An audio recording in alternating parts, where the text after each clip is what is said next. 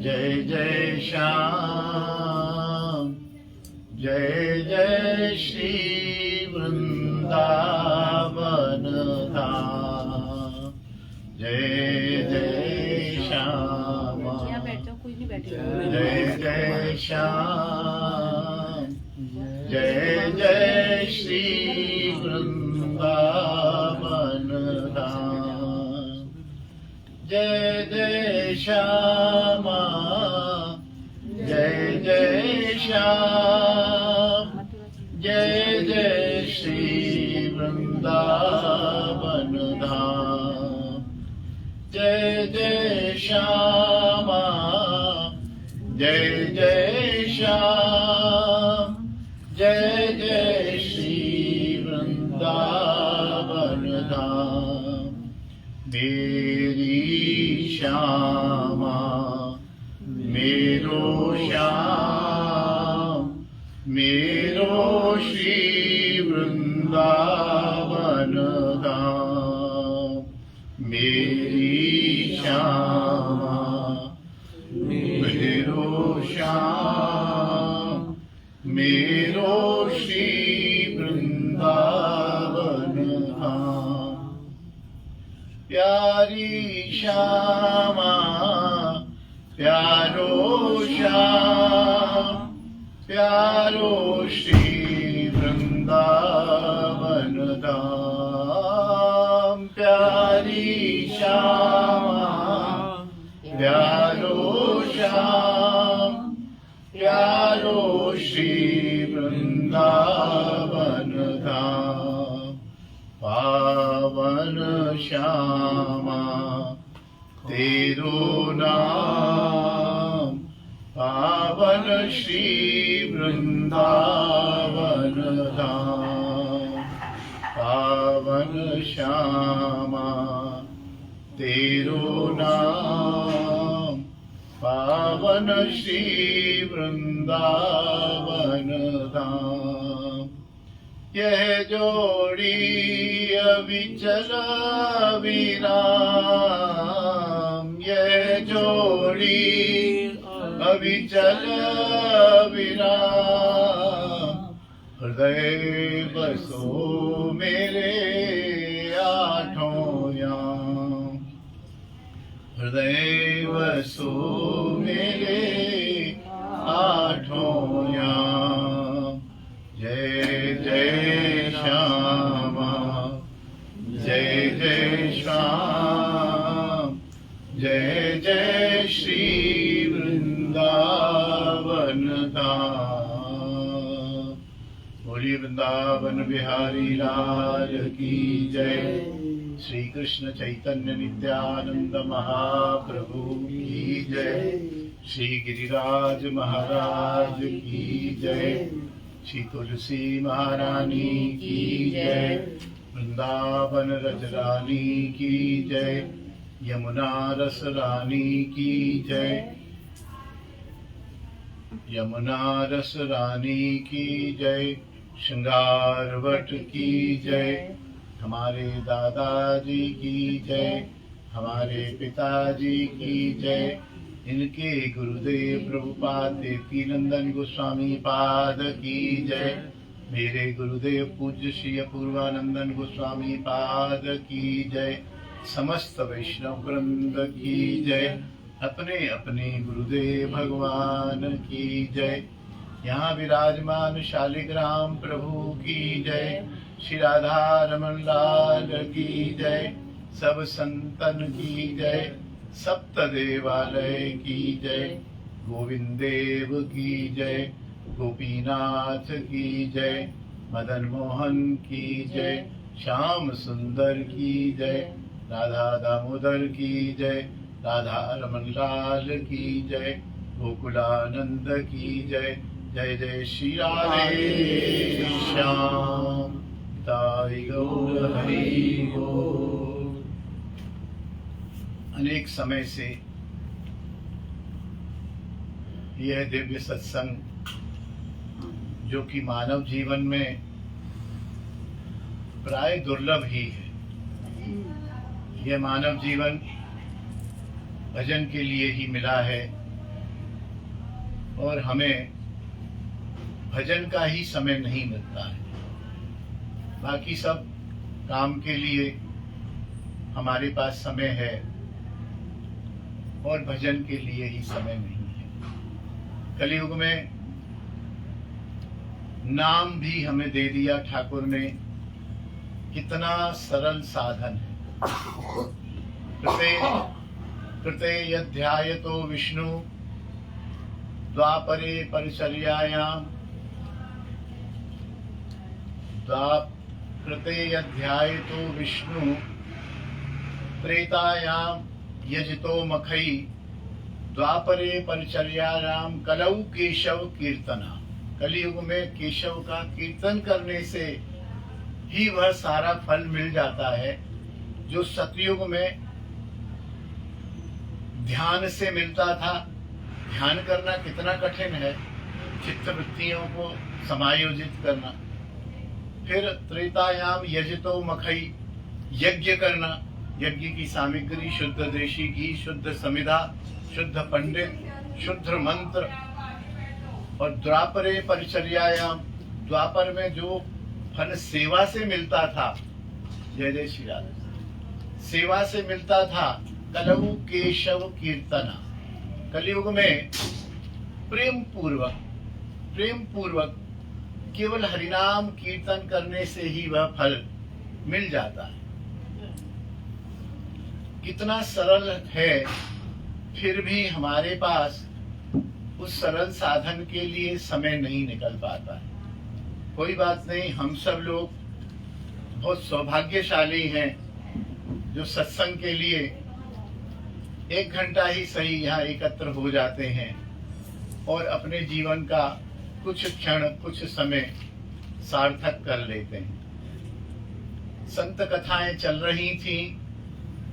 कल हमारे श्री चैतन्य महाप्रभु जी की जयंती है। तो पहले से ही हम आप सब लोगों ने निर्णय किया था कि 2 दिन 13 और 14 2 दिन हम चैतन्य महाप्रभु जी का संक्षिप्त जीवन वृत्त आस्वादन करेंगे।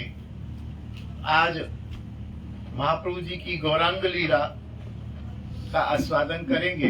हालांकि बहुत बड़ा चरित्र है, लेकिन फिर भी प्रयास करेंगे कि थोड़ा थोड़ा टच करते हुए, जैसे 7 दिन में भागवत हो जाती है, 2 खंड 18,000 श्लोक, ऐसे 2 दिन में हम महाप्रभु जी की लीला को टच करते हुए निकल जाएंगे। और ऐसे तो महाप्रभु तो आते ही हैं, संत कथा करें चाहे कैसी भी कथा करें, महाप्रभु तो आते ही हैं। मुख्य रूप से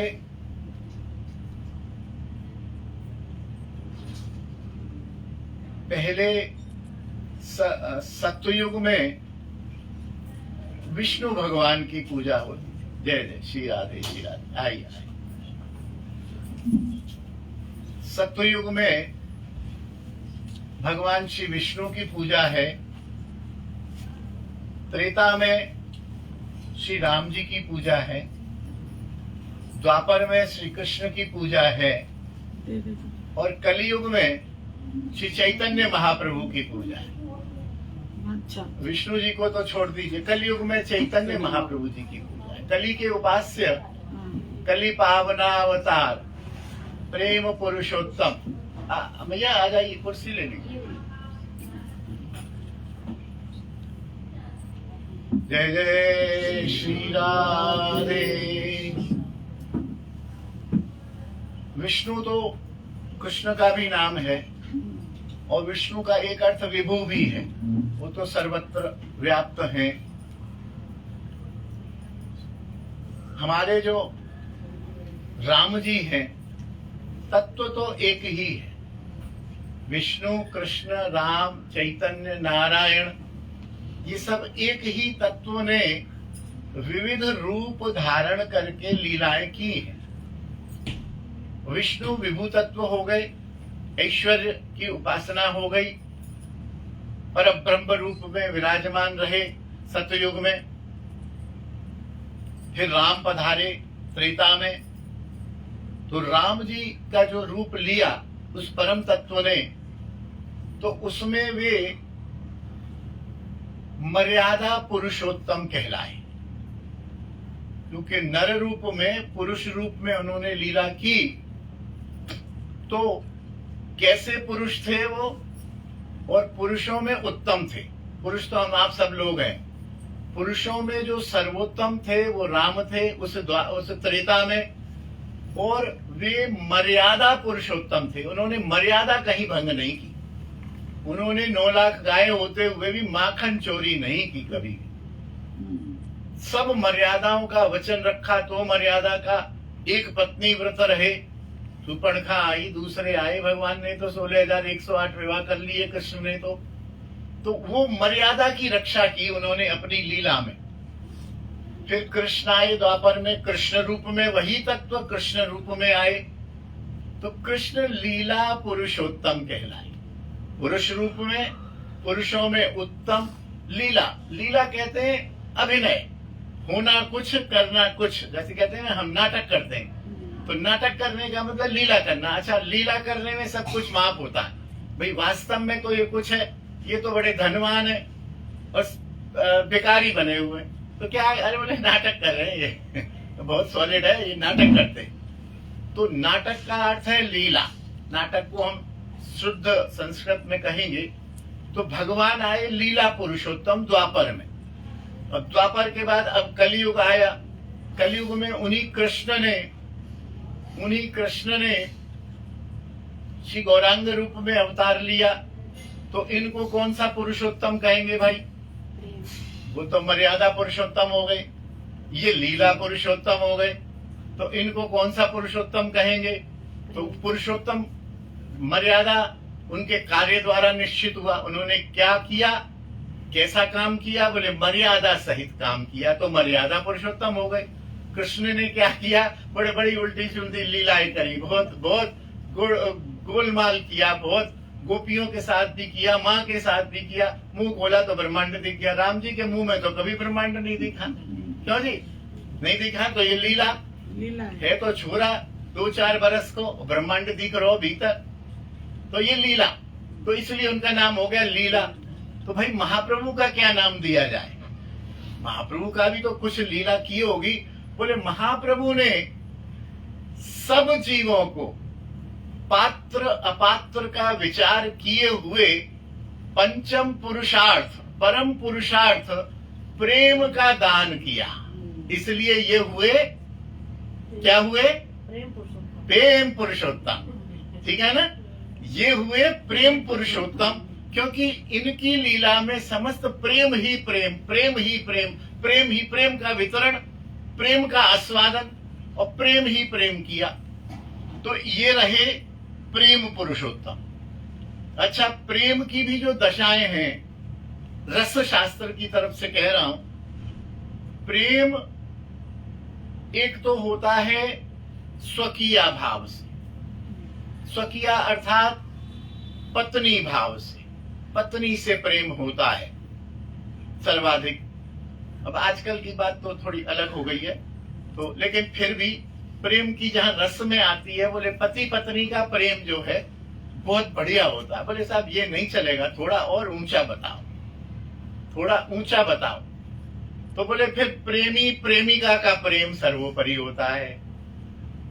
प्रेमी प्रेमिका का जो प्रेम होता है, वो प्रेमिका अपने पति को वो बात नहीं बताएगी जो प्रेमी को पता होगा, और ऐसे ही प्रेमी अपनी पत्नी को नहीं बताएगा, प्रेमिका को पता होगा। यद्यपि लोक में ये प्रेम प्रेमिका ये निंदित है, लेकिन जहां रस शास्त्र की बात होगी तो वहां रस में प्रेमी प्रेमिका के रस को तो पति पत्नी के रस से ऊपर बताया गया। फिर उसमें भी भाई प्रेम की पराकाष्ठा क्या है? बोले प्रेम में 2 बात होती हैं। एक तो होता है संयोग, मिलन, और एक होता है विरह, वियोग। संयोग और वियोग। तो बोले संयोग में प्रेम की पराकाष्ठा है या विरह में है? बोले नहीं, प्रेम की पराकाष्ठा जो शिखर पर कलश लगा हुआ है वह विरह का ही है। यही कारण है कि ठाकुर जी तत्व रूप में तो पादमेकम न गच्छति वृंदावनम परित्यज्य, वृंदावन को छोड़ के एक पग भी नहीं जाते हैं। लेकिन प्रकट लीला में आप देखिए 11 वर्ष रहे केवल। प्रिया जी का, हमारी राधा रानी का और गोपियों का और कृष्ण का प्रेम ही तो था। और क्या था? ये प्रेमी प्रेमिका ही तो थे। तो इनका प्रेम का मिलन का समय रहा 11 वर्ष और विरह का समय रहा 109 वर्ष, 112 वर्ष। तो विरह का आस्वादन जो गोपियों ने किया, जो राधा जी ने किया, जो उधर श्याम सुंदर ने किया, ऐसा नहीं है कि वहां श्याम सुंदर को याद ना आती हो। सोते सोते रात को राधा राधा राधा राधा, पूरे महल में, द्वारका महल्ला मच जाता, अरे भैया ये कौन है भाई, राधा कौन है। यहाँ तक कि उन पट्ट महिषियों में ये चर्चा हो गई ये है कौन राधा। और कुरुक्षेत्र मिलन में बड़ा सुंदर विषय, आज हमारा वो विषय नहीं है, कि अष्ट सखियां और राधा जी जब पधारी हैं कुरुक्षेत्र में, तो जो पहली 8 महल बनाए गए, एक के अंदर एक के अंदर एक। 9वें महल में प्रिया जी विराजी हुई थी। तो सब पटरानियों ने कहा कि कृष्ण वो राधा राधा, हर चौथे दिन राधा राधा करते हैं नींद में। अच्छा देखें तो सही राधा है क्या चीज, कैसी। तो जैसे ही वो आके और बिल्कुल पहले महल पर जो सखी बैठी हुई थी, उसको देख के अर्धमूर्छित हो गई। अरे वास्तव में ये तो बड़ी सुंदर, बड़ा प्रकाशवान है, बड़ा वो है, किसी तरह से आप राधा हो? ना ना ना, मैं तो राधा की 8वीं सखी हूँ। तो फिर राधा जी बोले अंदर जाओ। अंदर पहुंची तो ऐसे पूरा जब राधा जी तक पहुंची तो उनके पैरों तले जमीन खिसक गई। उनका सौंदर्य, उनका माधुर्य, उनका लालित्य, उनका पालित्य, सारा कुछ देख के वो परेशान हो गई और मान गई कि बोले वाह, सही है जो ठाकुर आधी रात को राधा राधा राधा राधा करते हैं, भाई है कुछ न कुछ तो है। ठाकुर ऐसे खामखा में नहीं करते हैं। और राधा, वहां कृष्ण को भी वियोग होता था और यहाँ राधा रानी और गोपियां तो है ही है।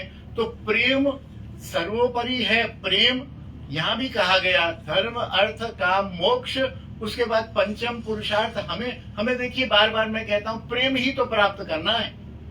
ठाकुर की सेवा प्राप्त करनी है, लेकिन सेवा तो पुजारी भी कर देगा 5000 रुपए महीने में। प्रेम सहित सेवा करनी। पंचम पुरुषार्थ, यहाँ भी हम भक्ति की कक्षा में चलेंगे, आप देखेंगे। आदौ श्रद्धा, साधु संग, भजन क्रिया, अनर्थ निवृत्ति, रुचि, आसक्ति, भाव, प्रेम। प्रेम की प्राप्ति हमें करनी है। प्रेम ही सर्वोपरि टारगेट है। और प्रेम में भी मिलन नहीं, संयोग नहीं, विरह, विरह ही विरह, विरह ही विरह, विरह ही विरह। और आपको बताऊं कि हमारे गौड़ीय परंपरा में ये विरह रूपी प्रेम की ही उपासना है। इसलिए साधक यहाँ सदैव विरह में, नरोत्तम प्रार्थना को देख लीजिए, चाहे शिक्षाष्टक देख लीजिए, चाहे दामोदराष्टक देख लीजिए, हमारी उपासना देख लीजिए, और विरह में साधक दीन हो जाता है, हमेशा दीन हो जाएगा। जो विरही होगा वो क्या फुला फुला डोलेगा? दीन हो जाएगा। हमारे आप गौड़ीय संप्रदाय में यदि देख लें, जितने भी आश्रम होंगे, उनके जो महंत जी होंगे, हमारे चांदी के सिंहासन का तो कॉलम ही नहीं है। महंत होने का मतलब सर्वाधिक विरहपूर्ण जो है, सर्वाधिक दीन जो है। उन तो भंडारे वगैरह कराते रहते हैं, पता चलता है भंडारा हो गया, अंत में महंत जी झाड़ू लगा रहे हैं। हम आप लोगों की जूठन महंत जी उठा रहे हैं। ये दैन्य, ये किसी अन्य जगह नहीं मिलेगा। महंत जी बैठे होंगे या तो चांदी के सिंहासन पर चिले पेले सेवा कर रहे होंगे और बैठे होंगे और पैर पुजवा रहे होंगे और दक्षिणा भैया रख जाओ यहाँ जो भी रखनी है, क्योंकि वहां मिलन की उपासना है, प्रेम के संयोग रस की उपासना है। गौड़ीय पद्धति में प्रेम के विरह रस की उपासना है। साधक विरहातुर रहता है, उसको कहता है मेरा जीवन व्यर्थ जा रहा है, मुझे श्याम सुंदर के दर्शन नहीं हुए, मेरी राधा रानी के दर्शन नहीं हुए, मुझे सखियों के दर्शन नहीं हुए, मेरे जीवन का उद्देश्य पूरा नहीं हुआ, तो क्या फूले हो, क्या अकड़ा अकड़ा डोले। आप समझिए, वो विरह में ही व्याकुल है। इसलिए महाप्रभु जी ने भी विरह की उपासना स्वयं की और विरह की उपासना हमको दी। अब महाप्रभु जी का अवतार क्यों हुआ, कैसे हुआ, उसको भी थोड़ा 2 मिनट में समझ लेते हैं। हमने कल परसों भी चर्चा की थी कि नित्य गोलोक में जो कृष्ण और राधा रानी विराजते हैं वह पूर्ण है। पूर्ण है, अपूर्ण तो भगवान हो ही नहीं सकता, वो पूर्ण है। बोले भाई पूर्ण से भी कोई ऊंची चीज बताओ। बोले कुछ ऊंची बात हो, घटना हो, तब तो ऊंची बताएं। बोले वहां वो पूर्ण है। बोले हाँ पूर्ण है, लेकिन फिर भी अधूरापन कृष्ण को वहां महसूस होता है, क्योंकि वह अनादि काल से न जाने कब से प्रिया प्रीतम ऐश्वर्य रूप में सिंहासन पर विराजमान है। एक यशोदा मैया है, एक नंद बाबा है, कुछ सखा हैं, कुछ सखियां हैं। कब किसका जन्म हुआ ये किसी ने नहीं देखा। भगवान कृष्ण कभी खेले हो वह उस गोलोक में, किसी ने नहीं देखा। सखाओं ने कबड्डी खेली हो और कभी कृष्ण को घोड़ा बना दिया हो, ये संभव नहीं है, क्योंकि वो पर ब्रह्म ऐश्वर्य से पूर्ण वहां के महाराज बन के बैठे हुए हैं। तो कृष्ण के मन में लालसा हुई, भाई ये सब जीवों का जन्म होता है, ये माता के गर्भ से उत्पन्न होते हैं, फिर माता का स्तनपान करते हैं, माता इन्हें लाड़ लड़ाती है, माता इनको मारती है, डांटती है, हम लोग उदमबाजी करते हैं, फिर बचपन से और युवा होते हैं, किशोर होते हैं, पौगंड होते हैं, यौवन आता है। ये सब यहाँ ये क्या मोनोटोनस सा है। जिस दिन पहले दिन से जैसा मैं हूं वैसा ही हूं, जैसी यशोदा है वैसी ही है। न यशोदा बूढ़ी हो रही है, न यशोदा का जन्म हुआ, न मेरा जन्म हुआ, न बलराम का जन्म हुआ। ये सब तो बड़ा अभाव सा लगता है। तो ठाकुर हैं, बोले ठीक है पूर्ति करो अभाव की। बोले एक वृंदावन में गोलोक धाम की रचना की जाए और वहां पहले माता पिता नंद उपनंद सबको भेजा जाए, फिर वहां जाके हमारा जन्म हो। तो भगवान कृष्ण का यहां जन्म हुआ और जन्म में उन्होंने बचपन की सारी लीलाएं की, सब कुछ किया, खेले भी, लड़े भी, मुख में मिट्टी भी दिखाई, असुरों को भी मारा, ये भी किया, वो भी किया, सारा कुछ उनकी जो एक उनको वहां जो अभाव था उसको यहाँ सारा उन्होंने किया। और एक और स्वकीया भाव और परकीया भाव। बोले भाई यहाँ तो राधा जी हमारी नित्य पत्नी है और रस शास्त्र ये कहता है कि पत्नी के प्रेम से ऊंचा होता है प्रेमी प्रेमिका का प्रेम, और फिर उस प्रेम में विरह सबसे ऊपर होता है। यहाँ तो ये 24 घंटे मेरे बगल में बैठी है, कहां से तो विरह हो। भाई पत्नी से भी तो विरह नहीं हो रहा है, वहां पत्नी से भी विरह हो जाए तो भी थोड़ा एक रस की एक धारा ऊपर पहुंच जाए, वो विरह तो है ही नहीं। तो भैया प्रेमी प्रेमिका का भी आस्वादन हो और विरह रस का भी आस्वादन हो, तो यहाँ आ गई। और यहाँ उन्होंने अपनी ही पत्नी को दूसरे की पत्नी रूप में लीला करके, मैंने बताया था, वो अभी विस्तार हो जाएगा। तो बनाया, राधा से प्रेम किया, राधा रानी ने उनसे प्रेम किया, सारा कुछ देख लिया, सब हो गया, सारा विरह भी हो गया, द्वारका भी चले गए, इधर भी चले गए। बोले ठीक है महाराज अब तो हो गई तसल्ली के कुछ रह गया। बोले नहीं अभी भी रह गया। अरे अब क्या रह गया भाई, कि अब ये रह गया, 3 बातें रह गई, 3 वांछा ठाकुर की रह गई यहाँ ब्रज के गोलोक में भी। बोले क्या रह गई? एक तो जो राधा का प्रेम है मेरे प्रति, प्रेम कैसा है, उसमें कैसा फील होता है। अब कोई मेरे से प्रेम करता है तो उसको कैसा फील होता है, उसी को तो होता है, मेरे को तो नहीं होगा, मुझे तो नहीं होगा। कोई मेरे से शत्रुता कर रहा है तो उसके अंदर क्या भाव है ये तो वही जानेगा, या तो मैं वहां खड़ा होके अपने से शत्रुता करूं तब पता चलेगा। तो राधा का प्रेम कैसा है और उसके साथ साथ मेरा माधुर्य कैसा है, मैं कितना सुंदर हूं, राधा मेरे से प्रेम क्यों करती है, मेरा माधुर्य कैसा है, राधा का प्रेम कैसा है, और राधा जो मेरे से प्रेम करती है उसको कैसा सुख मिलता है। ये 3 बातें फिर रह गई। बोले महाराज जी तुम वहां भी पूरी ना भाई गोलोक में, अब ये वृंदावन में गोलोक बन गए भौम गोलोक, यहाँ भी पूरी ना भाई तो फिर क्या होगा? बोले होगा क्या, एक और अवतार ले गए हम, तो वो तो हो गए पूर्ण कृष्ण, वृंदावन वाले हो गए पूर्णतर कृष्ण, गुड बेटर और बेस्ट बेस्ट हो गए ये चैतन्य महाप्रभु कृष्ण, क्योंकि राधा जी से बात हुई, सलाह हुई, बोले प्रिया जी मेरा माधुर्य कैसा है? बोले देख लो शीशे में। बोले शीशे में तो उल्टी शक्ल दिखती है।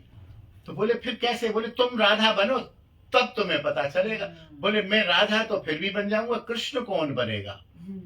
कृष्ण तो कोई भी नहीं बन सकता। कृष्ण तो परात्पर तत्व है, एकमेवा द्वितीय, दूसरा कोई बन नहीं सकता है।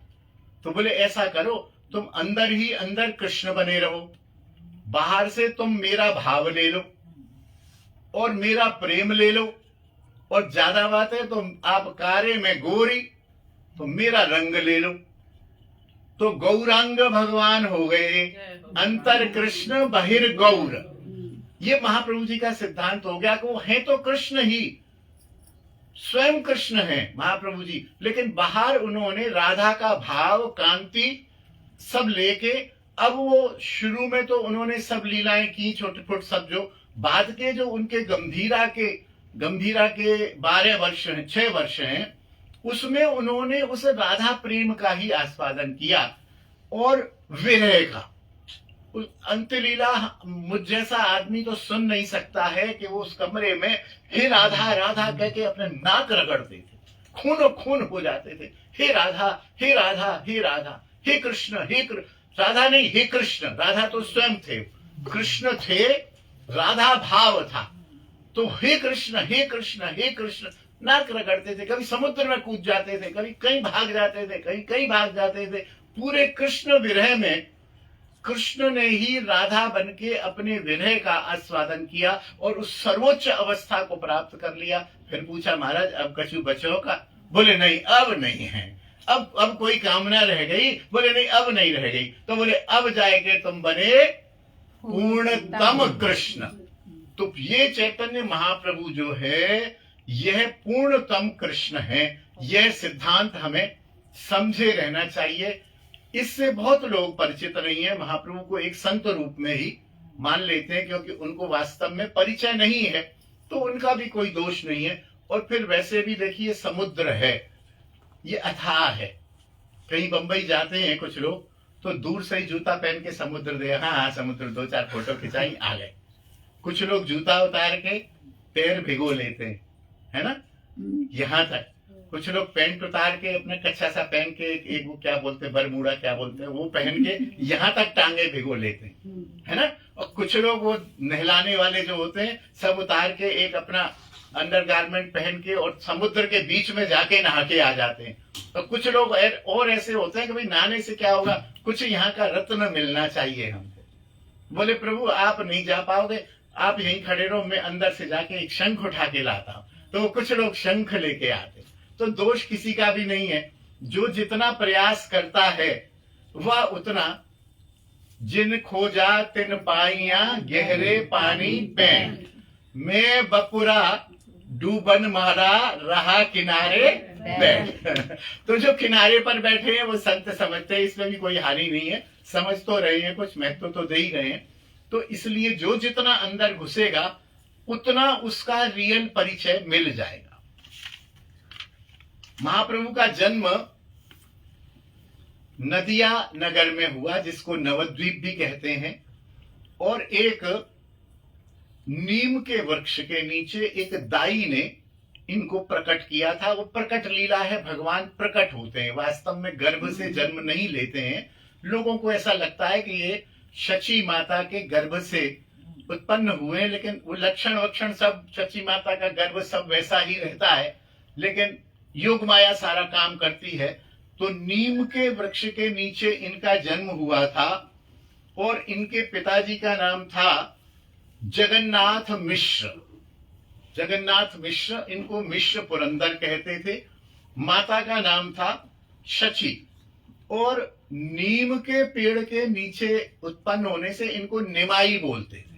नीम का पेड़ जो होता है आप सब जानते हैं, बहुत जबरदस्त एंटीबायोटिक होता है, बहुत ज्यादा सुरक्षा प्रदान करने वाला होता है। यहां तक कहा गया कि नीम के पेड़ के नीचे यदि रोज व्यक्ति सोए तो उसको कभी कुछ रोग नहीं होगा, और वो हाईली हाइजीनिक होता है। इसीलिए नीम के पेड़ के पहले हुआ इनका जन्म। इससे पहले इनके एक भाई हुए जिनका नाम था विश्वरूप। वो बड़े हुए, अद्वैत प्रभु से पढ़े, और पढ़ने लिखने के साथ वहां कोई एक इंग्लिश, कॉमर्स और साइंस तो पढ़ाई नहीं जाती थी। 500 वर्ष पहले श्रीमद् भागवत पुराण आदि, गीता आदि पढ़ाई जाती थी। तो एक संत आए, उन्होंने कहा इनको मुझे दे दो, और वो चले गए और बाबा जी बन गए। वो इनको छोड़ के चले गए माता पिता को। निमाई उस समय बहुत छोटे थे। छोटे साथियों के साथ महाप्रभु गंगा तट पर निकल जाते और चंचलता करते, कपड़े बदल देते। कोई पुरुष या मैया लोग नहा रही होती तो चुपचाप, वो तो उधर नहा रही है, इधर वाले कपड़े उठाए उधर पहुंचा दिए, उधर वाले उधर। मैया नहा के आई तो पजामा कुर्ता निकल रहा है, और पुरुष नहा के आया तो लेडीज वस्त्र निकल रहे। ऐसी चंचलता, क्योंकि कृष्ण अंश है ना, तो बाल लीला में चपलता भी थोड़ी इनकी दिखाई है। एक बार एक ब्राह्मण इनके घर आया, तो प्राय ब्राह्मण का होटल और वो तो होते नहीं थे। वो देखते थे, पूछते थे भैया यहाँ कोई वैष्णव रहता है, हमको रात्रिवास करना है। हाँ, बोले ये निमाई पंडित का घर है। इनके घर आए, जगन्नाथ मिश्र विराजमान थे, शशि माता भी विराजमान थी। उसने कहा मैं यहाँ रुकूंगा और मेरे को थोड़ा कोई सीधा सामान दे दो, आटा, दाल, घी वगैरह, आलू वगैरह, मैं स्वयं बनाऊंगा, पर ठाकुर को, अपने गोपाल साथ में लाए थे, गोपाल को भोग लगाऊंगा। दिया गया सीधा। हम सुन चुके हैं इस कथा को, इनका नाम भी याद है, मुझे याद नहीं आ रहा है, कोई पंडित थे। खैर, सब बनाया, भोग लगाया, पर्दा लगाया। निमाई पंडित कहाँ से पता नहीं 2-2.5 साल के थे, और चुपचाप पर्दे के पीछे गए, वो खाना शुरू कर दिया। उसने आराधना की, हे गोपाल आओ और प्रसाद पाओ। गोपाल तो ये नहीं है महाराज, इसको मालूम ये गोपाल है नहीं है, सबको मालूम है गोपाल नहीं है। उनको तो मालूम, अरे मेरा भक्त मुझे बुला रहा है, मैं तो खाऊंगा जाके। ये खाया, उन्होंने जैसे पर्दा खोला तो महाराज जो है खाने, अरे अरे अरे सत्यानाश कर दिया, सत्यानाश कर दिया। और क्या हो गया, सब बड़े दुखी हुए किसी भी तरह से। बोले प्रभु क्षमा करना, बालक है, ये है वो है। बोले नहीं नहीं चलिए ठीक है, कोई बात नहीं, हम तो संत हैं, कभी घी घना, कभी सूखा चना, कभी वो भी बना ना बना, तो आज कोई बात नहीं है, ये सब हटा लो आप, ये जूठा मूठा आपके बच्चे का, हम तो कुछ पाएंगे नहीं, दूध पालो। बोले नहीं नहीं हम दूध वाले कुछ नहीं, दोबारा बना। दोबारा बनाया, और दोबारा में भी सेम गोपाल जी पा रहे, पर्दा हटाया। तो तीसरी बार बड़ी मुश्किल से, तब तक संध्या हो चुकी थी। अब संत लोग होते हैं, दिया जलने पर ना तो खाएंगे ना भोग लगाएंगे। तीसरी बार सीधा सामान दिया, ब्राह्मण रसोई बनाने में लगे, और निमाई को एक कमरे में बंद कर दिया गया। बाहर से कुंडा बंद, और बाहर जगन्नाथ मिश्र बैठ गए। ब्राह्मण ने अपने गोपाल को प्रसाद रखा, और जब मंत्र उच्चारण किया कि हे गोपाल आओ मेरे प्रसाद को पाओ। अब निमाई क्या कमरे में बंद हो सकते थे? निमाई जो है तुरंत वहां अंदर कमरे में बंद है, और यहां निमाई दोबारा से आ गए और प्रसाद पाने लगे, और उस ब्राह्मण से बोले, अरे ब्राह्मण देख मेरे दर्शन कर, मैं कौन हूं। तू मेरे को बुलाता है, मैं भोग लगाता हूं, फिर भगा देता है। तेरा हृदय अभी इतना भी शुद्ध नहीं हुआ, तू दर्शन कर देख, मैं ही तेरा गोपाल हूं। दर्शन दिए उसको, और गोपाल रूप में स्वयं पाया, और उनको भी ये लो पाओ, मेरे पिता आ जाए, हल्ला मत करना, पिता आ जाए, कुछ आ जाए, उन्होंने मेरे को कमरे में बंद किया हुआ, एक रूप से मैं कमरे में बंद हूं, एक रूप से तेरे पास आया। तो उन्होंने बड़े प्रसन्नता से पाया, और पाके और प्रसन्न हुए। और इतने में वो जगन्नाथ मिश्र ने कुंडा खोला, तो अंदर से निमाई को लेके आया। बोले प्रभु पा लिया ना, देखो मैंने बंद। हाँ हाँ हाँ हाँ मिश्र जी, बड़ी कृपा बड़ी कृपा बड़ी कृपा, मेरे गोपाल ने पा लिया, मेरे गोपाल ने पा लिया। और इनको प्रणाम करता हुआ उसने कहा बताना मत किसी को, अपने चले गए। एक बार फिर इन्होंने आभूषण पहने हुए थे, और एक चोर इनको कंधे पर बैठा के चला, और सोचा ये था कि इसको कहीं एक तरफ ले जाऊंगा और ले जाके आभूषण उतार के छोड़ दूंगा।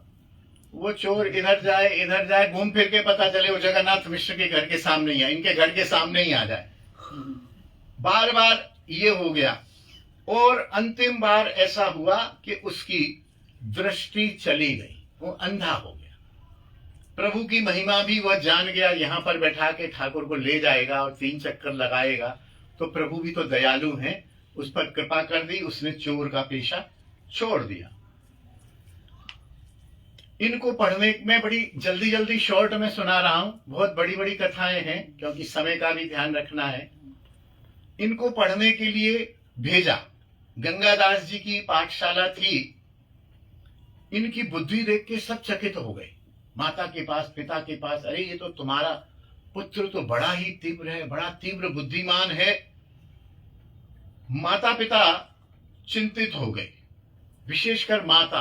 बोले अच्छा ये पढ़ने में तेज है, अरे बोले ये तो शास्त्र का अध्ययन कर रहा है, व्याकरण कर रहा है, जो बच्चे 4th क्लास में समझते हैं ये 1ली क्लास में समझ रहा है। बोले ऐसा करो कल से इसका स्कूल जाना बंद। अरे भाई ऐसा क्यों? बोले ये इतना विद्वान है, इसका बड़ा भाई पहले बाबा जी बन गया, ये भी बाबा जी बन जाएगा, हम बुढ़े बुढ़िया का सहारा कौन रहेगा, हम इसको पढ़ाएंगे नहीं। भैया निमाई कल से स्कूल नहीं जाना। आपने चाल खेली, जहां घर का जूठन पुटन डालते थे वहां उस जूठन पर जाके लेटने लगे, खेलने लगे, खाने लगे। वो मिट्टी के बर्तन होते थे उस समय में। तो सबने कहा, माता ने कहा, अरे तू ब्राह्मण की संतान होकर तेरे को शुद्ध अशुद्ध का ध्यान नहीं है। बोले माँ शुद्ध अशुद्ध का ज्ञान आएगा कहां से? मैं पढ़ूंगा लिखूंगा, दूसरों के साथ जाऊंगा, ब्राह्मणों के साथ बैठूंगा तो आएगा, मुझे क्या मालूम ये अशुद्ध है, क्या शुद्ध है क्या अशुद्ध है? पढ़ने लिखने से ही तो ज्ञान आएगा। बड़ी मुश्किल, आपने मेरा पढ़ना लिखना बंद कर दिया है। माता पिता ने सोचा बात तो सही है, बिना पढ़े लिखे तो बेवकूफ होता है बालक।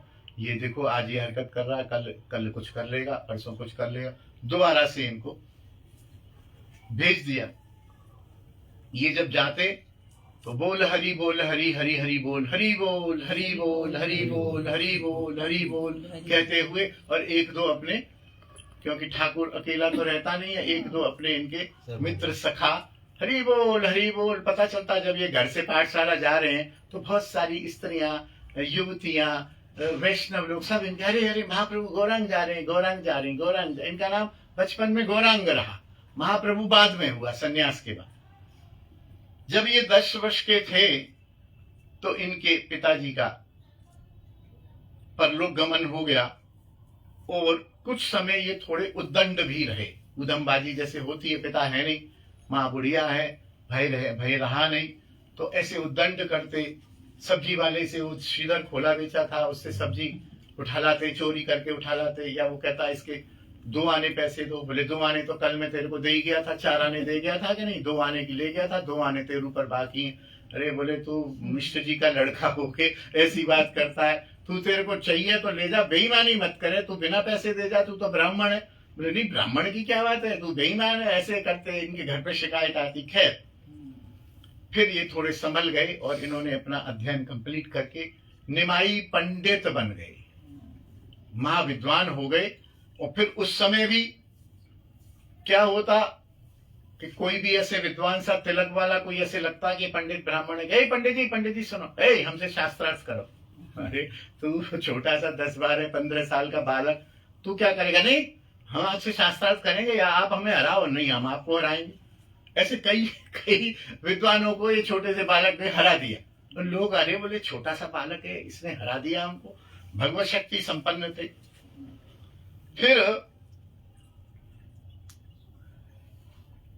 एक इनके मित्र थे रघुनाथ, उन्होंने एक ग्रंथ लिखा और इन्होंने भी एक ग्रंथ लिखा। कदाचित दोनों का विषय एक ही था, न्याय शास्त्र। तो दोनों एक बार नाव में जा रहे थे, तो रघुनाथ ने कहा गौरांग एक बात कहूं? बोले हाँ। बोले तुमने भी न्याय पर ग्रंथ लिखा है, मैंने भी लिखा है, और तुम तो निमाई पंडित के नाम से मशहूर हो, तुम्हारा ही ग्रंथ चलेगा, मेरा तो परिश्रम व्यर्थ हो जाएगा, मेरा ग्रंथ कौन पढ़ेगा? बोले नहीं तुमने लिखा है, दिखाओ जरा। वहां उनके पास था, देखा। बोले नहीं तुमने बहुत सुंदर लिखा है। उन्होंने अपने हस्तलिखित ग्रंथ को जमुना गंगा जी में बहा दिया। देखिए मानशून्यता कितनी अधिक। ये भी कह सकते थे भी तू अपना छपा, मैं अपना छपाऊंगा, हालांकि छपाने की तो व्यवस्था नहीं थी, और हस्तलिखित प्रति थी, और हस्तलिखित प्रति ही जब गई तो गई, खत्म हो गई। कोई ऐसा नहीं कि मैंने दे दी तो दूसरी उठा लेंगे यहाँ से। तो उसको आदर दिया, बोले तू चिंता मत कर, तूने जो लिखा है वो सही है, और मैं आज से न्याय पर लिखना और न्याय शास्त्र पढ़ना ही बंद कर देता हूँ। तू न्याय का पंडित बनेगा, जा, मैं तेरे को वचन देता हूँ। और रघुनाथ बाद में आगे चल के न्याय शास्त्र के पंडित बने। कुछ दिन बाद निमाई ने अपनी पाठशाला खोल दी। उस समय आप 16 वर्ष के थे। बहुत सारे छात्र पढ़ने आते थे। एक विद्वान थे मुरारी गुप्त, और वे इनके विद्या और पढ़ाने के ढंग को और इनके छात्रों की संख्या को देख के बड़े मोहित होते थे। बोले वाह, 16 वर्ष की अवस्था में इतना बढ़िया छात्र, इतना बढ़िया अध्यापक हमने नहीं देखा। बड़े बड़े विद्वानों से ये उलझते थे। विद्वान भागते थे, अरे यार भागो, जीत गए तो लोग ये कहेंगे क्या हुआ, तुम 50 साल के बुढ़े हो, 16 साल के बच्चे से जीत गए तो आफत क्या है। देखा जाए तो यही होगा ना। मान लो कोई मैं 50 साल का बालक, 50 साल का आदमी किसी 20 साल के बच्चे को शास्त्रार्थ में हरा दूं तो कोई गौरव थोड़ी मिलेगा, बल्कि हंसी और मिलेगी। बोले अरे इसको, और अच्छा, और हार जाओ तो न जीते के न मरते के। अरे बोले लानत है तेरे को, तू 16 साल के बच्चे से हार गया, क्या बात कर विद्वान। तो भाग जाते थे। बोले इससे तो बात ही मत करो। एक ऐसे ही दिग्विजयी पंडित थे। काशी के बाद नवद्वीप को विद्वानों का गढ़ माना जाता था उस समय। काशी के बाद तो एक दिग्विजयी पंडित थे। वे शास्त्रार्थ करते हुए आए और गौरांग से कहा कि आप मेरे से, गौरांग से कहा कि आप बहुत विद्वान बनते हो, आप मेरे से शास्त्रार्थ करो। तो वो विनम्रता से बोले प्रभु मैं तो कुछ जानता नहीं हूं, आप विद्वान हैं, आप कुछ कविता गंगा जी के बारे में कुछ महिमा सुना दीजिए। तो वो ऐसे कवि थे कि संस्कृत के 100 श्लोक उन्होंने एक सांस में रच दिए और सुना दी। खट खट खट खट खट खट खट खट खट खट खट 100 श्लोक सुना दिए। निमाई सुनते रहे। उसके बाद बोले अब तुम सुनाओ।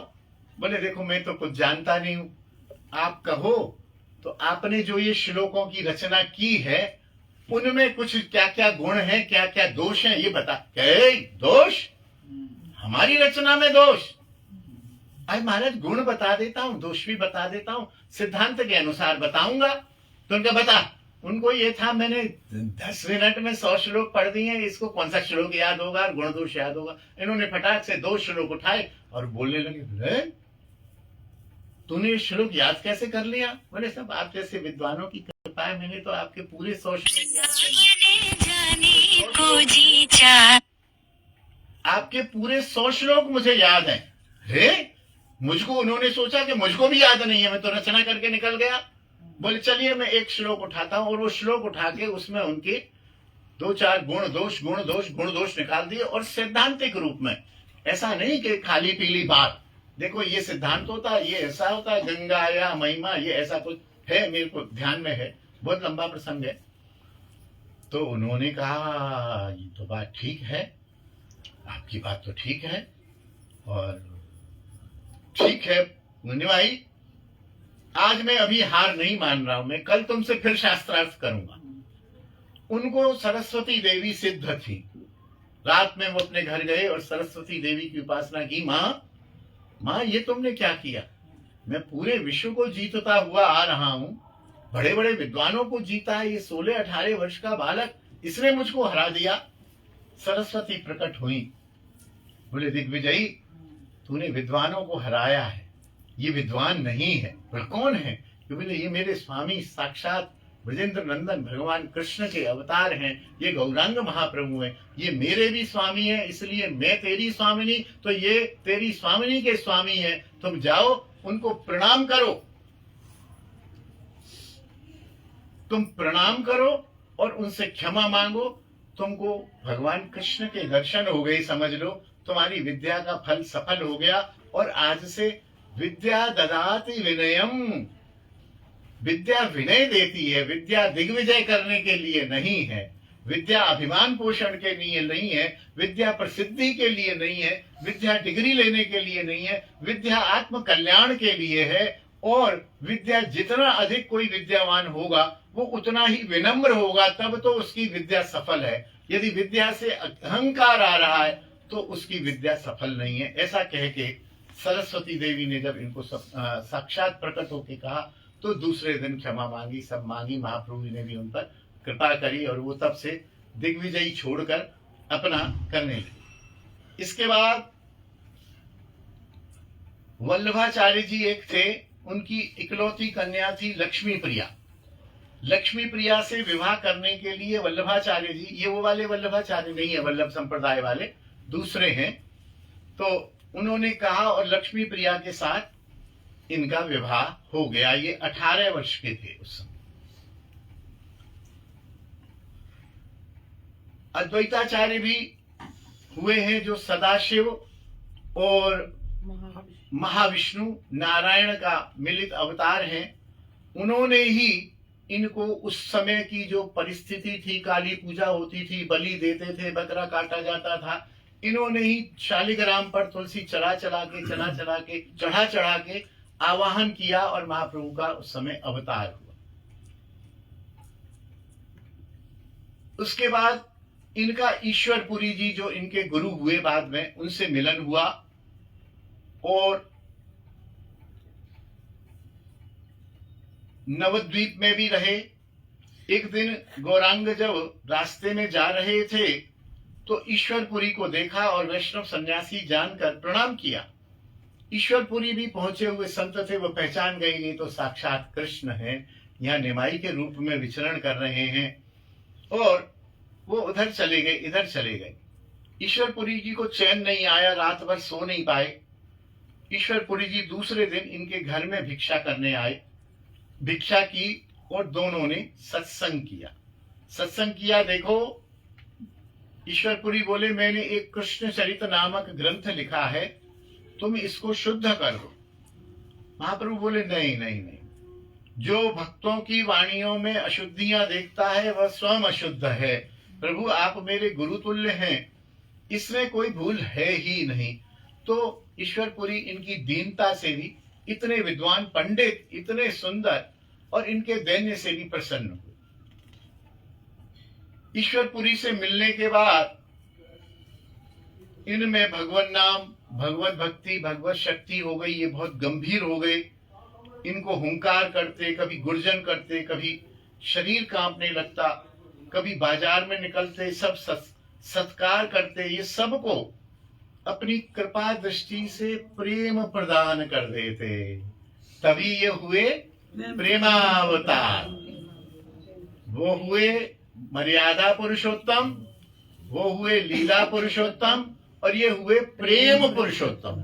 क्योंकि प्रेम यहाँ इतनी अवस्था में जाके एक जन्म में प्रेम प्राप्ति संभव नहीं है, शास्त्र कह रहा है। यदि आपको या मुझे इस जन्म में हो जाएगी तो ये आप समझ लेना आप पिछले 2-3 जन्मों से लगे हुए हो। एक ही जन्म में प्रेम प्राप्ति संभव नहीं है। लेकिन इन्होंने बिना जाति, बिना आचार, बिना विचार, सबको, जिसने भी इनको प्रणाम किया, जिसने भी इनको किया, सबको भगवत प्रेम, कृष्ण तो स्वयं थे ही, अपना प्रेम प्रदान किया। इसलिए इनको कहा गया प्रेम पुरुषोत्तम। एक बार इनके घर एक ज्योतिषी आया।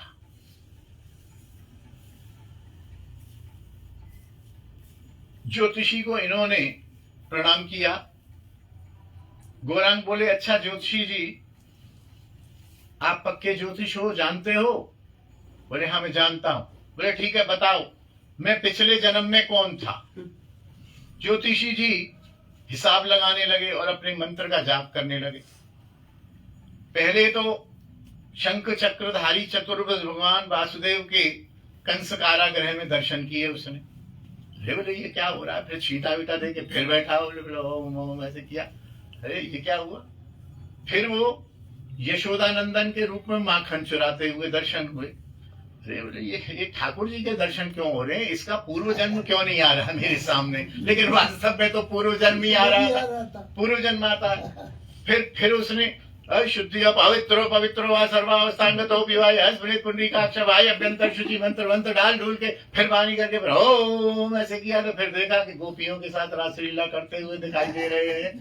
अरे बोले ये क्या हुआ? हाथ हिलाया, महाराज क्या हुआ? इतनी देर बता रहे हो, मैं पूर्व जन्म में कौन था?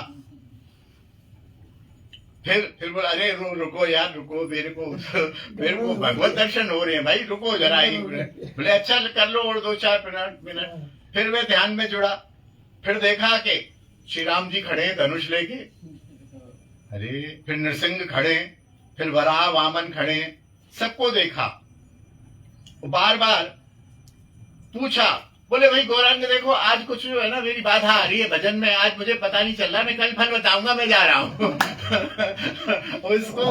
उसको पता नहीं चला कि तुम ही हो। सब होने पर भी उसके अंदर जो ज्योतिष का विद्या का अभिमान था, बाद में इस पर कृपा की है ठाकुर ने, प्रसंग आएगा। तो वो बोले मैं नहीं कुछ नहीं यार, तुम मैं कल आऊंगा यार, आज कुछ बाधा हो रही है, तुम देख रहे हो मेरा मंत्र सिद्ध नहीं हो पा रहा। चले गए। एक भक्त थे श्रीधर, बहुत सीधे थे, बहुत निर्धन थे, और ऐसा कहते हैं कि सुदामा ही श्रीधर बने थे।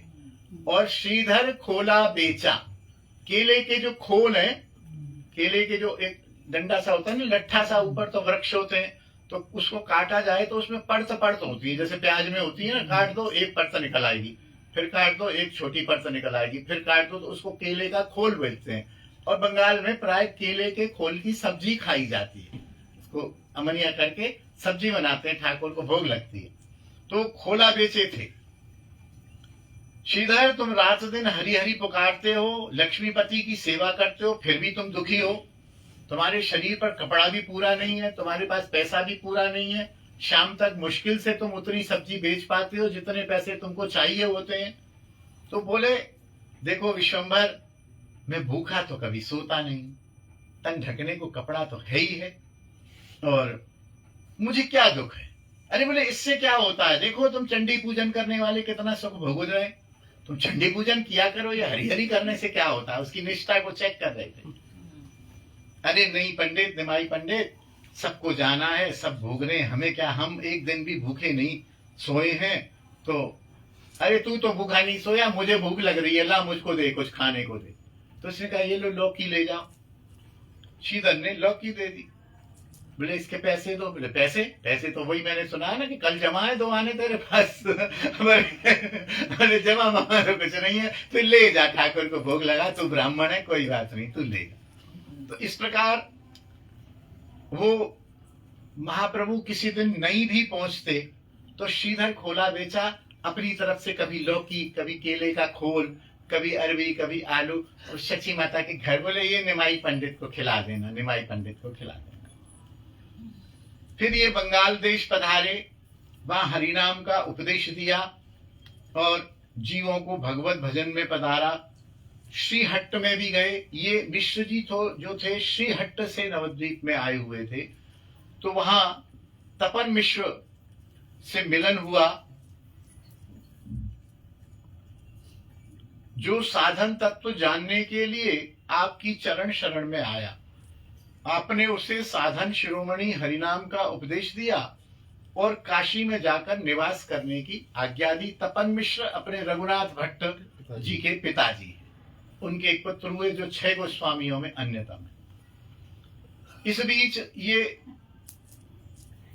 घूम रहे थे बंगाल में, पीछे से लक्ष्मी प्रिया का ताजा ताजा विवाह हुआ था और ये बाहरी रहे आए। तो लक्ष्मी प्रिया बालिका थी 12-14 वर्ष की, तो उनसे इनका विरह सहन नहीं हुआ और किसी सर्प ने उसको डस लिया।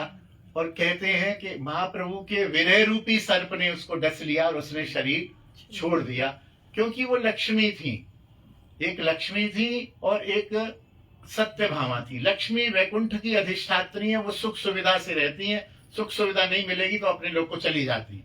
सत्यभामा धरती की पुत्री है, जो सीता है, सीता भी धरती पुत्री है, सत्यभामा भी धरती पुत्र हैं और इनकी दूसरी पत्नी विष्णु प्रिया भी धरती पुत्र हैं। जैसे धरती को सहन करने की आदत है, ऐसे इनको भी सहन करने की आदत थी। फिर विष्णु प्रिया का पुनः इनके साथ दूसरा साल 2 साल के बाद सनातन थे, एक सनातन की पुत्री थी और फिर इनका विष्णु प्रिया के साथ दोबारा विवाह हो गया। विष्णु प्रिया के विवाह के बाद कुछ दिन ये रहे घर में और फिर ये गया को चले गए।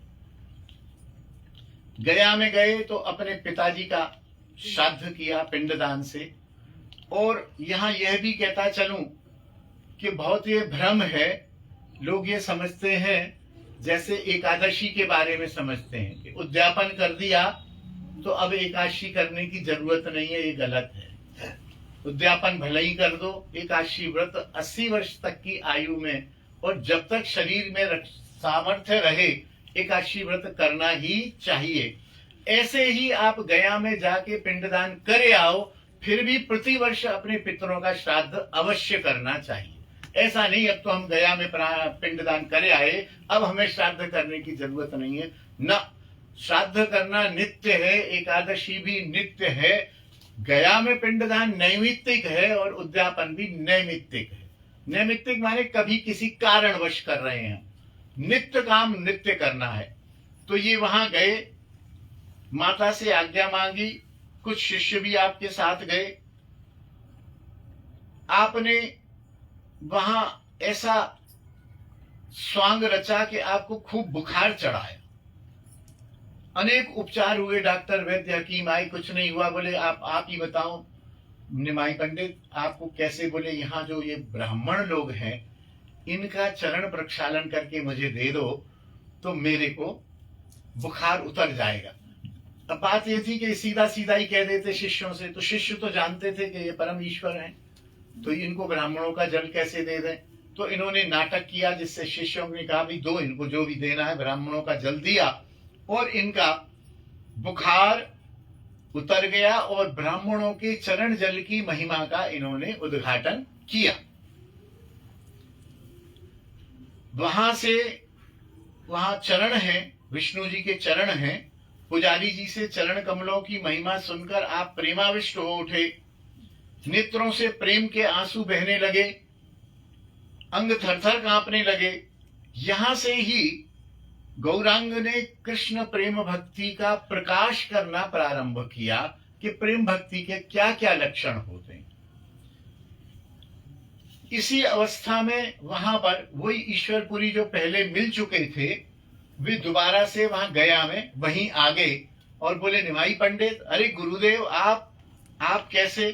पुरी जी ने आपको आलिंगन किया और गौरांग ने कहा कि मैं तो संभवतः गया के तीर्थ के नाम पर आपके ही दर्शन करने आया हूं, आपकी ही कृपा प्राप्त करने आया हूं। मैं आपको आत्मसमर्पण करता हूं, आप कृपा करके मुझे दीक्षा प्रदान कीजिए। पुरी इतने प्रभावित थे और इनको कृष्ण रूप में पहचान चुके थे। तो बोले निमाई तुम दीक्षा की क्या बात कर रहे हो? तुम कहो तो मैं तुम्हें अपने प्राण भी दे दूंगा। दीक्षा तो एक छोटा सा औपचारिकता है। तो बोले प्रभु आप प्राण मत दो, मेरे को आप दीक्षा दो। यद्यपि कृष्ण है, कृष्णम वंदे जगत गुरुम, सबके गुरु हैं, लेकिन क्योंकि नर रूप में है, पुरुष रूप में है, तो लीला तो करनी है दीक्षा की। तो आपने वो संकुचित होते रहे, ईश्वरपुरी में क्या मंत्र दूं? तो आपने पहले ईश्वरपुरी को ही मंत्र दे दिया कि देखो रात्रि में मेरे पास आए थे, ये मंत्र सुना गए थे, आप यही मंत्र मेरे को दे दो। तो पहले ईश्वर रूप में तो उन्होंने ईश्वरपुरी को चेला बना लिया बना, ठीक है ना। जैसे भगवान नारायण ने ब्रह्मा जी को सर्वप्रथम मंत्र प्रदान किया, तो नारायण रूप में ईश्वरपुरी को इन्होंने मंत्र प्रदान कर दिया। फिर पुरुष रूप में ईश्वरपुरी को गुरु बना के मंत्र ले लिया और उनके चेले बन गए। दीक्षा लेने के बाद इनका स्थिति बदल गई। हे कृष्ण, हे नाथ, आप कहां हो? विरह शुरू हो गया। प्रेम की सर्वोच्च अवस्था विरह प्रारंभ हो गई और ये कृष्ण कृष्ण कहते हुए नेत्रों से जल बहता हुआ और आगे बढ़ दिए। शुक्लांबर ब्रह्मचारी जी के घर भी जाने लगे। सदाशिव, गदाधर, मुरारी आदि समस्त एक जगह मिलकर कथा का रसास्वादन करने लगे। श्री गौरांग गंगा स्नान करके घर में आते और सीधे घर में बने हुए जो कृष्ण मंदिर था उसमें चले जाते और दिन भर पूजा पाठ। माँ बुलाती, विष्णुप्रिया बुलाती, अरे प्रभु प्रसाद तो पालो प्रभु। हाँ हाँ मैं प्रसाद आ रहा हूं, मैं प्रसाद। बड़े विनम्र हो गए, प्रेम भक्ति से पूर्ण हो गए, प्रसाद तो पालो, प्रसाद तो पालो। इनकी माता बड़ी प्रसन्न होती, बोले चलो मेरा बालक वैष्णव बन गया, घर में आ गया, घर में ही रह रहा है, विश्व रूप की तरह से हमको छोड़ के नहीं चला गया। फिर इन्होंने यहाँ जो विद्यार्थी थे, एक स्कूल खोला हुआ था, विद्यार्थी पढ़ने आते तो उनसे कहा देखो भैया मैं वहां कहाँ जाऊंगा विद्यालय में, तुम कुछ लोग यहीं घर पर ही आ जाया कर, मैं घर पर ही पढ़ा दूंगा। और घर पे भी न व्याकरण पढ़ाए न न्याय पढ़ाए, सबको बोले कृष्ण कृष्ण माता, कृष्ण पिता, कृष्ण धन धाम, बोल कृष्ण भज कृष्ण लहे कृष्ण नाम। यही कहते, बोले बेटा कृष्ण बोलो, यही परा विद्या है, कृष्ण से प्रेम करो, इसी में तुम्हारी विद्या की प्राप्ति है। बोल कृष्ण भज कृष्ण लहे कृष्ण नाम, कृष्ण माता, कृष्ण पिता, कृष्ण धन धाम। जब ऐसा रहा तो माता पिता ने भी कहा कि बेटा तुम लोग ये तो कन्हैया, इसको निमाई को तो पता नहीं क्या हो गया, न ये व्याकरण पढ़ाता है, न ये संस्कृत पढ़ाता है, न हिंदी पढ़ाता है, न शास्त्र पढ़ाता है, तो कृष्ण कृष्ण करता है। भैया तुम अपना जीवन क्यों खराब करते हो, तुम किसी दूसरे स्कूल में चले जाओ, दूसरी पाठशाला में चले जाओ, तो वहां पढ़ लो। बोले नहीं नहीं नहीं, हम कहीं नहीं पढ़ेंगे, हमें जो निमाई पंडित पढ़ाएंगे वही पढ़ेंगे, हम कृष्ण कृष्ण ही पढ़ेंगे, हमें इसमें बड़ा आनंद आता है। और सब लोग बोल कृष्ण भज कृष्ण लहे कृष्ण नाम, कृष्ण माता, कृष्ण पिता, कृष्ण धन धाम। ऐसा वहां पढ़ते रहे और पढ़ाई को करते रहे। इसके बाद जब निमाई ने भी देखा कि मेरे साथ कुछ वैष्णव जुड़ गए हैं, कुछ बालक जुड़ गए हैं, तो उन्होंने संकीर्तन आरंभ कर दिया और हरि हराय नमः, कृष्ण यादवाय नमः, हरि हराय नमः, कृष्ण यादवाय नमः, हरि हराय नमः, कृष्ण यादवाय नमः, हरि हराय नमः, कृष्ण यादवाय नमः। गोपाल गोविंद राम श्री मधुसूदना, गोपाल गोविंद राम श्री मधुसूदना, गोपाल गोविंद राम श्री मधुसूदना, गोपाल गोविंद राम श्री मधुसूदना। आप जो है ऐसा दिव्य संकीर्तन करते, संकीर्तन में पछाड़े खाते, अश्रु आ जाते, रोमांच हो जाता, पुलक हो जाते, गदगद गिरा हो जाती और बहुत नगर में यथा समय शांति से, उद्दंडता से नहीं संकीर्तन करते। कहीं जाना होता तो दो चार वैष्णव और स्वयं, मान लो माता के घर से गंगा स्नान करने जाना है तो कीर्तन करते हुए जाते, हल्ला गुल्ला नहीं, ज्यादा बैंड बाजा नहीं, अपना कीर्तन करते हुए जाते, तो लोग समझ जाते कि ये महाप्रभु की टोली जा रही है। और बड़ी गंभीरता पूर्वक, बड़ी सभ्यता पूर्वक, किसी को कोई कष्ट नहीं, बड़े आराम से जाते, गंगा स्नान करते, फिर वो कहते प्रभु आज हमारे घर आप भिक्षा करो, तो फिर वो कीर्तन करते हुए जाते। तो एक कीर्तन की पहचान बन गई और महाप्रभु जी को संकीर्तन का पिता कहा गया। आजानुलंबित भुजौ कनकावदातौ, संकीर्तनैक पितरौ कमलायताक्षौ, विश्वंभरौ द्विजवरौ युग धर्म पालौ, वंदे जगत प्रिय करौ करुणावतारौ।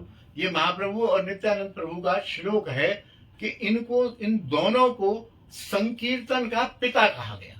संकीर्तन था तो पहले भी, लेकिन संकीर्तन की जो एक प्रचलन किया, उद्दंड संकीर्तन का प्रचलन किया, और संकीर्तन जप था, सब कुछ था, संकीर्तन का प्रचलन महाप्रभु ने और नित्यानंद प्रभु ने किया, तो इसलिए इनको संकीर्तन का पिता कहा गया।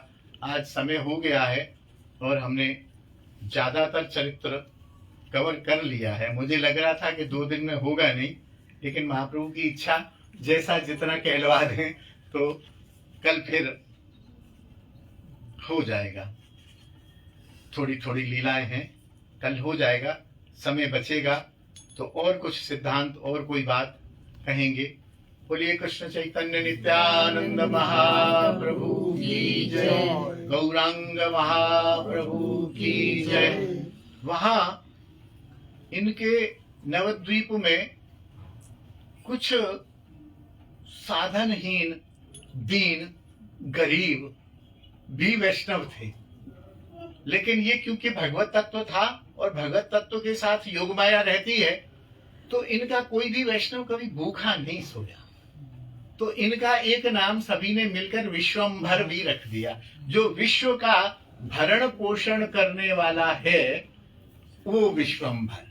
और हमारे जो यहाँ गौड़ीय वैष्णव के बाबा लोग हैं जो माधुकरी करते हैं, उनसे कहा जाए बाबा शाम को, बोले विश्वंभर है ना, हम हमारे की इस बात का चिंता बाबूजी, विश्वंभर है ही ना, वो विश्व का भरण पोषण करता है तो हमको भी माधुकरी देगा। और आपने देखा कई संतों के यहाँ कहीं दूध लेके पहुंचे हैं, कहीं खीर बना के पहुंचे हैं, कहीं रोटी लेके पहुंचे हैं, कहीं कुछ लेके पहुंचे हैं। तो जो निताई गौर के चरण आश्रित रहता है वो विश्वंभर रूप से उसका भरण पोषण करते हैं। इसी आशा और विश्वास के साथ बंगाल से अनेकों युवक, अनेकों संत यहाँ बिना कुछ सोचे समझे, बिना इकोनॉमी लड़ाए, हम जैसा आदमी तो पहले इकोनॉमी लड़ाता है कि यहाँ खाओगे क्या, रहोगे क्या, इतना लाख रुपया होना चाहिए, इतना ब्याज होना चाहिए, तब आना वृंदावन। वो वहां से अकेले चल देते हैं और विश्वंभर प्रभु उनका भरण पोषण करते हैं। बोलिए विश्वंभर भगवान की जय, गिरिराज महाराज की जय, तुलसी महारानी की जय, यमुना रस रानी की जय, श्रृंगार भट्ट की जय, हमारे गुरु स्थान की जय, समस्त वैष्णव वृंद की जय, अपने अपने गुरुदेव भगवान की जय, धीर समीर बिहारी की जय, सप्त देवालय की जय। जय जय श्री राधे श्याम, निताई गौर हरि बोल।